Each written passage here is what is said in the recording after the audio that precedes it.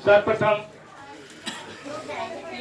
समाज में जन्मे संत गुरु तमाम महापुरुषों को नमन करते हुए इस हापुड़ जनपद की धरती पर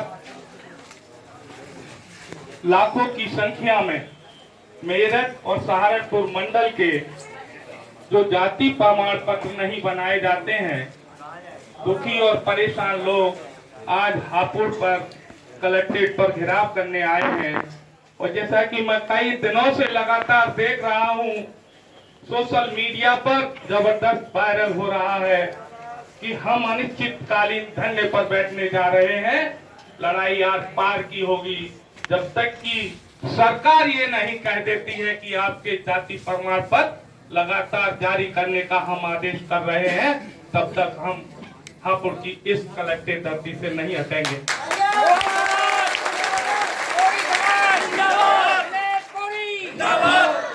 साथियों, यह बहुत बड़ी संख्या में माताएं बहनें आई हैं। सुल्तानपुर से चल करके राष्ट्रीय अंबेडकर सेना के राष्ट्रीय अध्यक्ष भाई एडवोकेट उदय प्रताप जी इधर आए हैं। मुजफ्फरनगर से मोहित कुमार एडवोकेट जी, भाई अमरपाल जी और दिनेश जी के नेतृत्व में ये काबिले तारीफ जो धरना प्रदर्शन होने जा रहा है। तो मैं थोड़ा सा आपको इतिहास की तरफ ले जाना चाहूंगा। बगैर इतिहास के आपको लड़ाई कैसे लड़नी है ये जानकारी नहीं हो पाती है। हमारे लोग इतिहास में रुचि नहीं रखते हैं।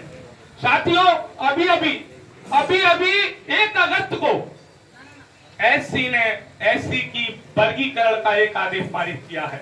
क्या आप लोग समझते हैं उस चीज को? शेड्यूल कास्ट का वर्गीकरण होगा। जो 15% शेड्यूल कास्ट का आरक्षण है, जिन कौमों को भील है, डोला है, आपने बहुत सारी जातियों के नाम केवल पढ़े होंगे, आपके आसपास रहते नहीं होंगे, जिनके लोग शिक्षित नहीं हैं, ऐसी जातियों का वर्गीकरण करके किसी का 5%, किसी का 3%, इस तरीके से वर्गीकरण कर दिया जाएगा। उत्तर प्रदेश के अंदर जाटव जाति ने आरक्षण का सबसे ज्यादा लाभ लिया है, इसलिए उनकी परसेंटेज कम हो जाएगी। ये सुप्रीम कोर्ट ने कर दिया है। वो जो आदेश है, हमारे तमाम समाज के बुद्धिजीवी लोग उस आदेश का स्वागत कर रहे हैं और जगदीश माहौल भी उस आदेश का स्वागत करता है। लेकिन साथियों, वो आदेश जो आपके हक में किया गया है, वो जिन लोगों के द्वारा किया गया है, उनकी मानसिकता अच्छी नहीं है। साथियों, उनकी मानसिकता इसलिए अच्छी नहीं है कि मैं तीसरी चौथी क्लास में पढ़ता था तो मैंने उसमें एक कहानी पढ़ी थी कि बंदर के पास 2 बिल्लियां अपनी रोटी का फैसला कराने आती हैं। बंदर तराजू ले लेता है और रोटियों को तोलता है। जो पल्ला नीचे जाता है उसमें से तोड़ के खा लेता है, इधर का पल्ला नीचे जाता है, तोड़ के खा लेता है। और थोड़ी देर में वो जो धूप बिल्लियां थी जो रोटी के लिए लड़ रही थी, वो सारा खाना बंदर के पेट में चला जाता है। तो ये जो जाटव समाज के लोग आज बौखलाए हुए हैं, उनका कहना है कि ये वर्गीकरण अनुसूचित जाति में फूट डालने का कानून है। ये सच है, लेकिन साथियों, उस सच्चाई के बाद जिन लोगों ने ये आदेश पारित किया है, उनकी भी मानसिकता दूषित है। क्योंकि हमारे लोग पूरे उत्तर प्रदेश के अंदर अभी इतने कमजोर हैं कि अपने बल पर कोई बड़ा आंदोलन खड़ा नहीं कर पाए हैं।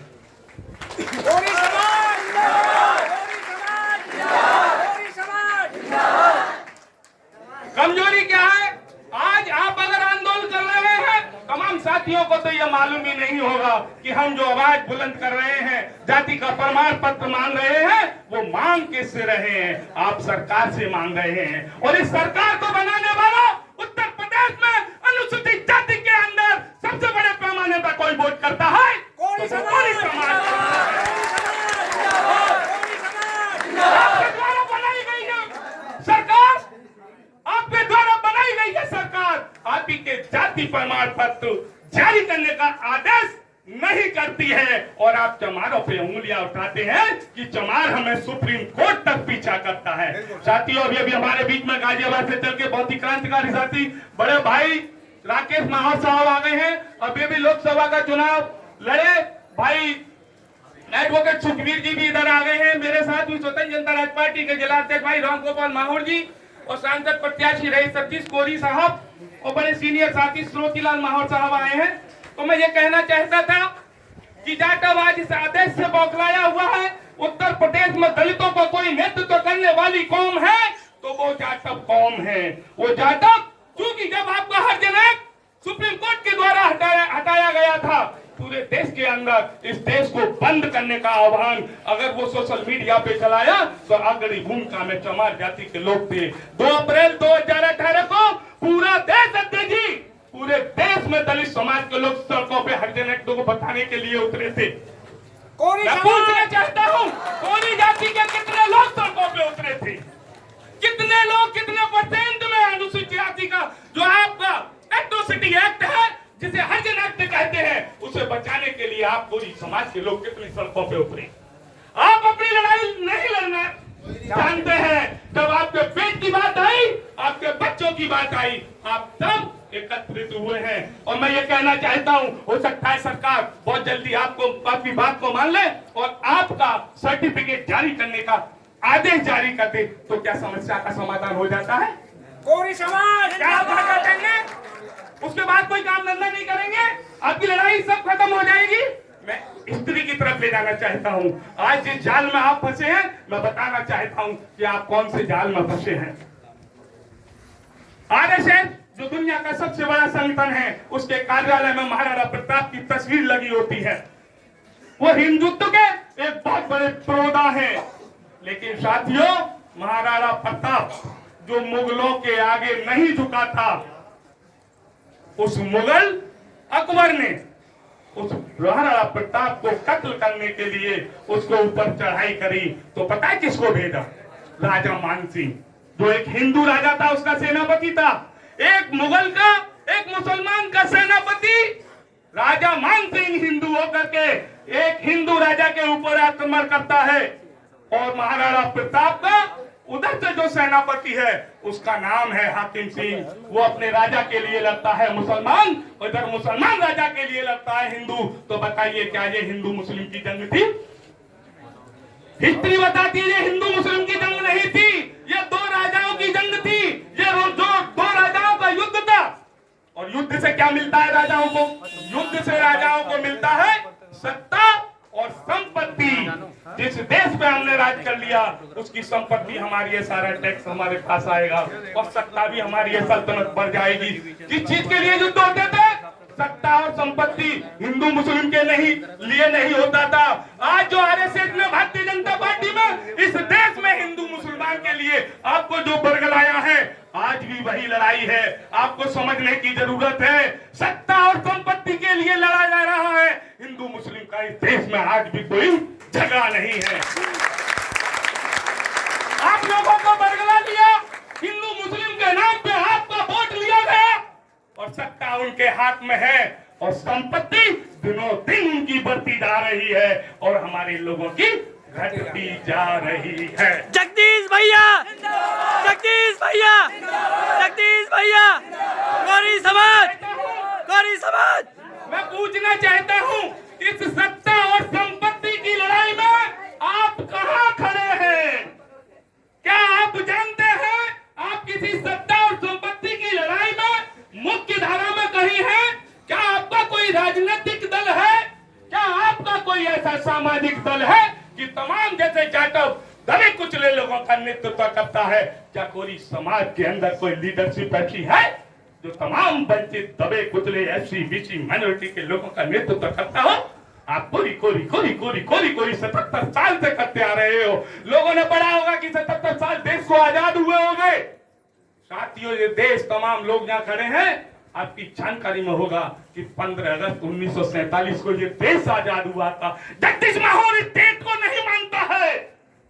हम लोग, ये देश जरूर 15 अगस्त 1947 को आजाद हुआ, लेकिन इस देश के जो वंचित लोग थे, शोषित लोग थे, जो अनुसूचित जाति में डाले गए हैं, उनको अगर आजादी मिली तो वो आजादी की तारीख है 26 जनवरी 1950, जब बाबा साहब द्वारा संविधान जारी हुआ था। बाबा साहब ने अगर संविधान में आपको मौलिक अधिकार ना दिया होते तो क्या आप कलेक्ट्रेट पे घेराव कर रहे होते?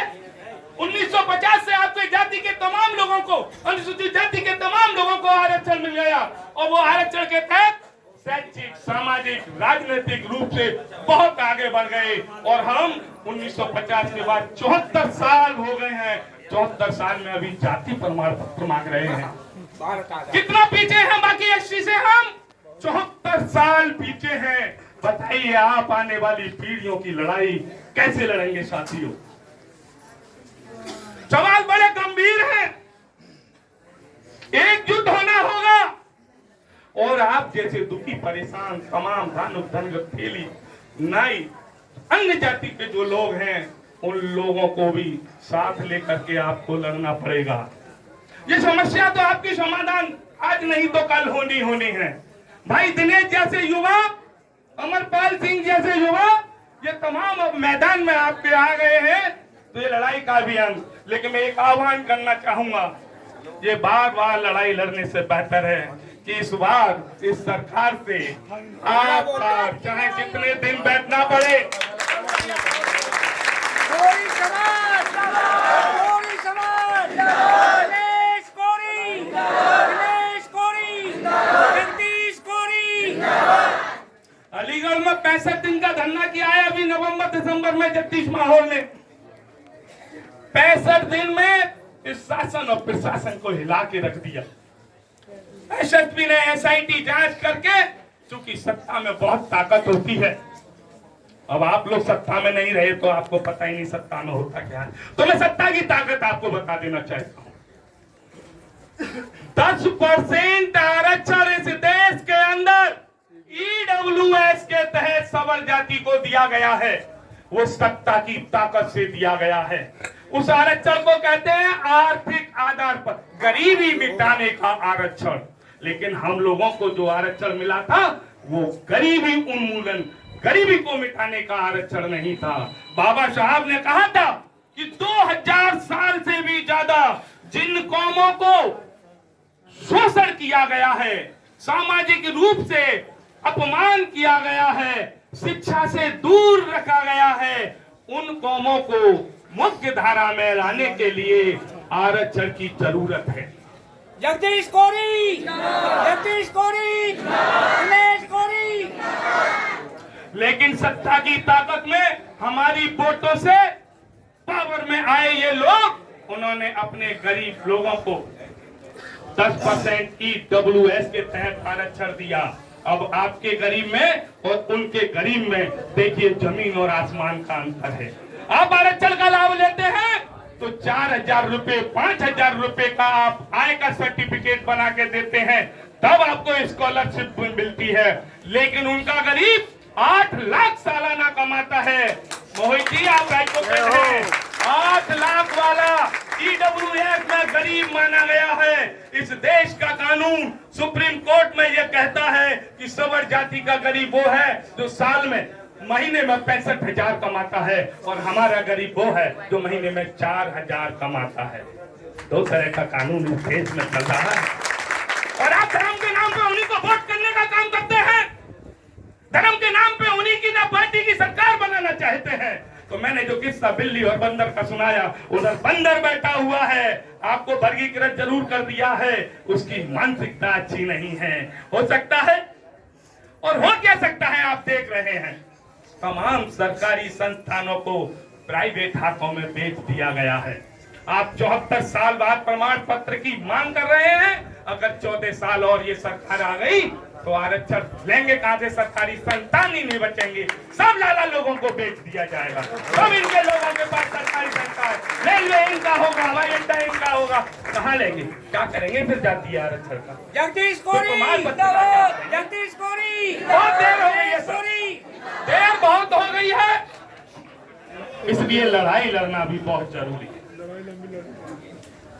लड़ाई लड़ना भी बहुत जरूरी है, चाहे देर आए दुरुस्त आए।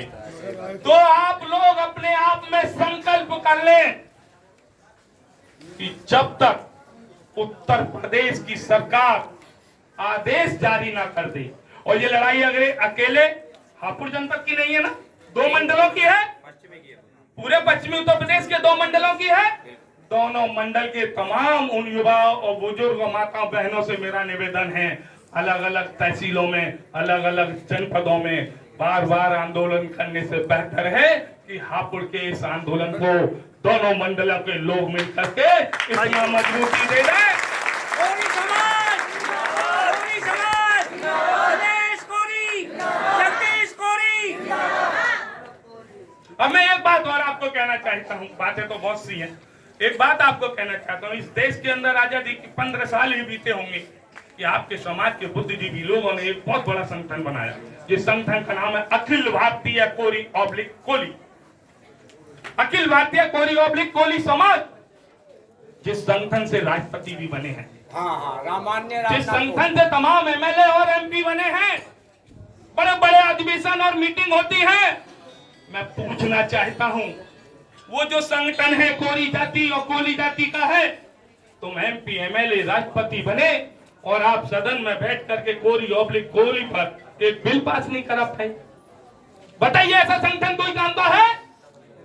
7 साल से बड़े बड़े अधिवेशन सेमिनार आपके हो रहे हैं और जितने सांसद हैं, विधायक हैं, कोरी जाति के चेयरमैन हैं, मेयर हैं, पूरे देश के सब उस संगठन से जुड़े हुए हैं। वो एक दिन के लिए ऐलान करते ना, वो एक दिन के लिए ऐलान करते कि हम आ रहे हैं सहारनपुर की धरती पर, हम आ रहे हैं मेरठ मंडल की धरती पर। यूपी की तो यूपी की केंद्र सरकार हिल जाएगी। एक दिन में कानून आपके लिए पास, आदेश आपके लिए हो जाएगा। तो जो जात के नाम पर एमएलए एमपी बन के आए, वो अपनी जाति की समस्याओं के लिए आपके साथ खड़े होने को तैयार नहीं है। और जब जब चुनाव आता है, हमारे लोग बड़ी बड़ी माला लेके, अब ब्रजलाल जी आ रहे हैं, रामापति शास्त्री जी आ रहे हैं, उन मंत्रियों का स्वागत करने में न जाने क्या पीढ़ी बीत गई, उन मंत्रियों का स्वागत करने में कितनी पीढ़ी बीत गई, क्या किसी काम के हुए? तो साथियों, ये बता देना चाहता हूं आपको, जिस पार्टी ने आपके व्यक्ति को टिकट दिया है, वो पार्टी से आपका व्यक्ति जब जीत करके एमएलए बनता है, एमपी बनता है, तो चूंकि वो पार्टी का एहसान मानता है तो वो पार्टी का हो जाता है और वो पार्टी की लाइन पे काम करता है।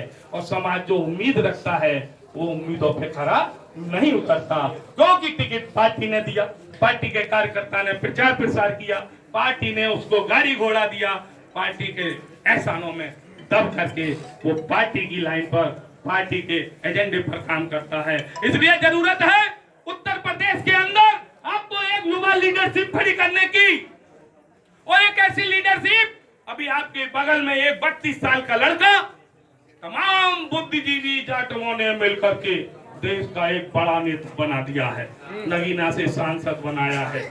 आप भी कर सकते हैं, कोरी समाज, आप भी कर सकते हैं। कोरी समाज जिंदाबाद, दिनेश कोरी, जगदीश कोरी।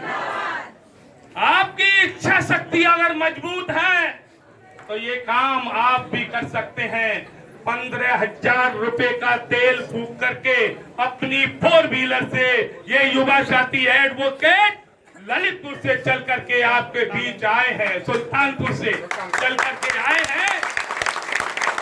अब आप सोचें, अगर ऐसा लीडर के लिए हमारे बुद्धिजीवी लोगों में सम्मान नहीं होगा तो फिर किस उम्र का और कैसा पढ़ा लिखा एडवोकेट जो पूरे उत्तर प्रदेश में आपके लिए दौड़ता हो? कोरी समाज, कोरी समाज। तो साथियों, क्योंकि दिनेश भाई को आप सब लोगों ने तन और मन और धन से सहयोग करके ये आंदोलन खड़ा किया है, हम ये भी नहीं कहेंगे कि भाई सबके लिए कोई सहयोग होना चाहिए, लेकिन पूरे उत्तर प्रदेश के अंदर जहाँ जहाँ भी ऐसे भाई जब आवाज बुलंद करने के लिए आए तो हमारी समाज का ये कर्तव्य बन जाता है कि वो उनके लिए उनकी गाड़ी के तेल की व्यवस्था करें। और जहां भी वो आते हैं, आपका लीडर जहां भी कहीं आता है, मैं आपसे नहीं कह रहा हूं कि आप भाई साहब को ना लीडर माने, लेकिन वहां से चल करके आए हैं तो आपके दिल में सम्मान की एक जरूर चिंगारी हुई होगी कि एक व्यक्ति युवावस्था में एडवोकेट और इतनी दूर से चल करके आपकी लड़ाई में आपके बीच खड़ा है। तो साथियों, ऐसी लीडरशिप के पीछे आपको खड़ा होना होगा, चाहे वो हापुड़ में हो। हापुड़ में भी आपके इधर पश्चिमी उत्तर प्रदेश में बहुत अच्छी युवा शक्ति निकल करके आई है।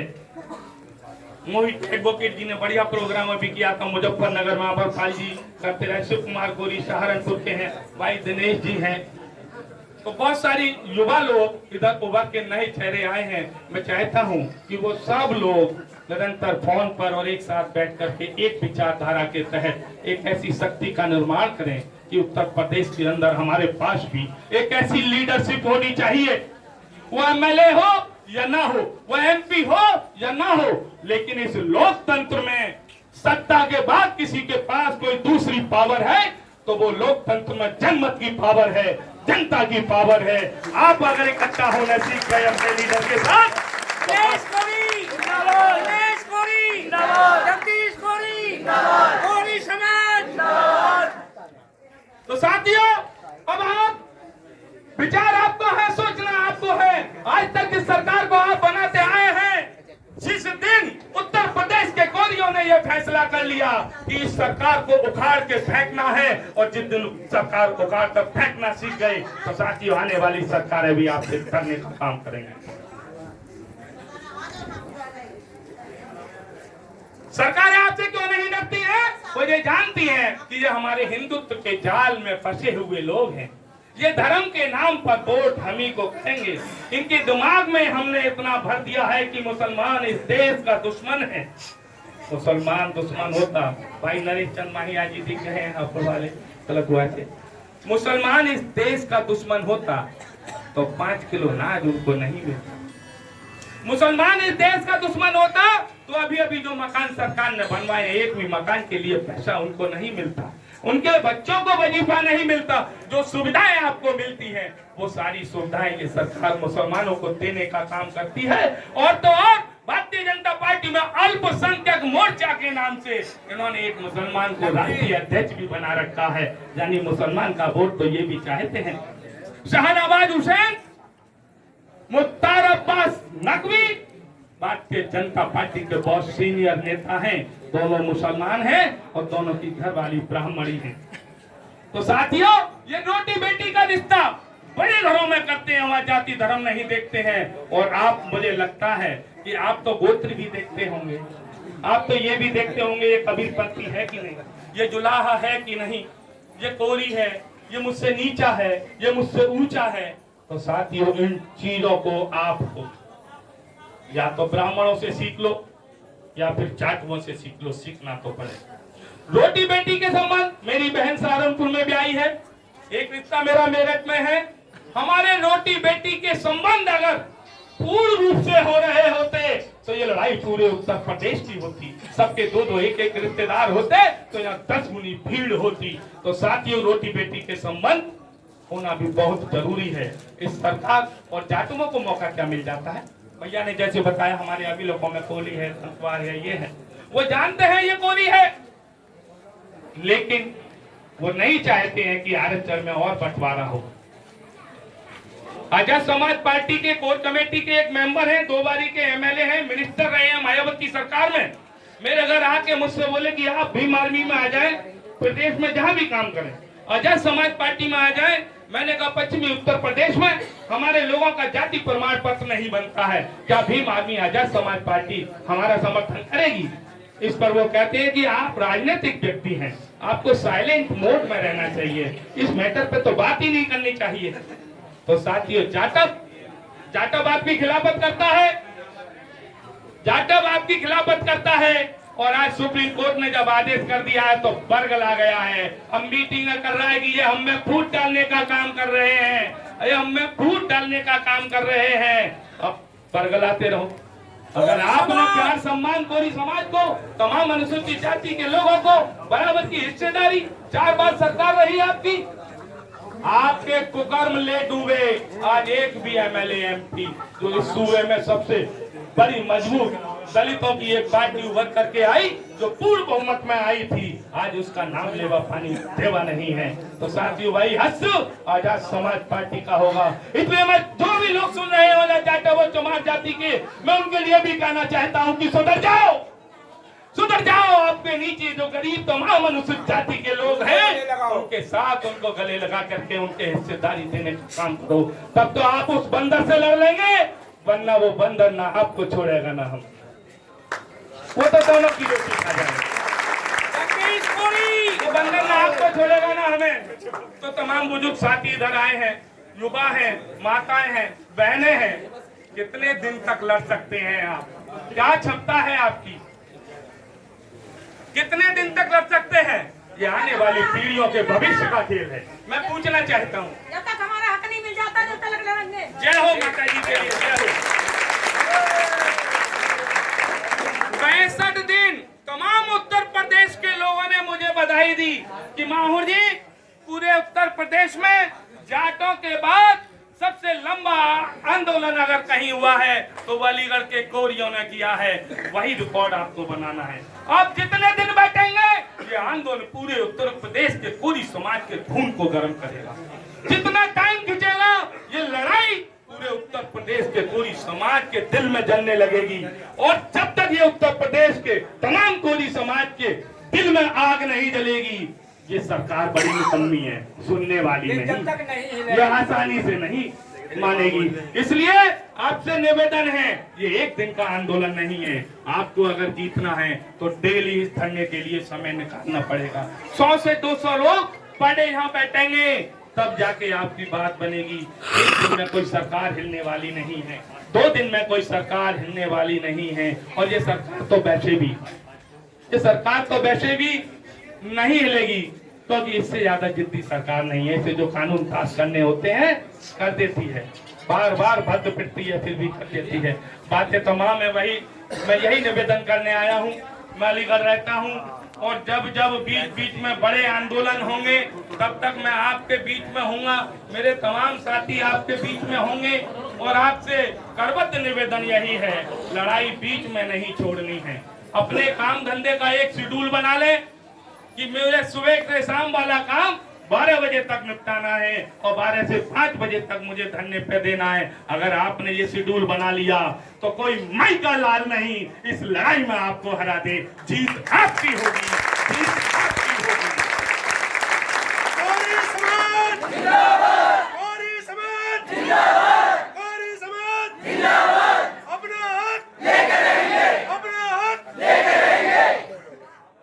आपने बड़े प्यार से सुना मुझे, आप सभी का बहुत बहुत धन्यवाद। और भाई उस संगठन का, भाई दिनेश जी का, इनकी कमेटी का भी धन्यवाद कि मुझे मौका दिया।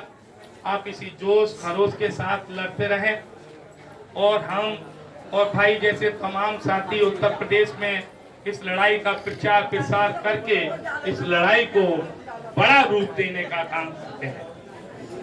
धन्यवाद। जय भीम, नमो बुद्धाय, जय जलकारी, जय कबीर, आगे बढ़ो कोरी भी।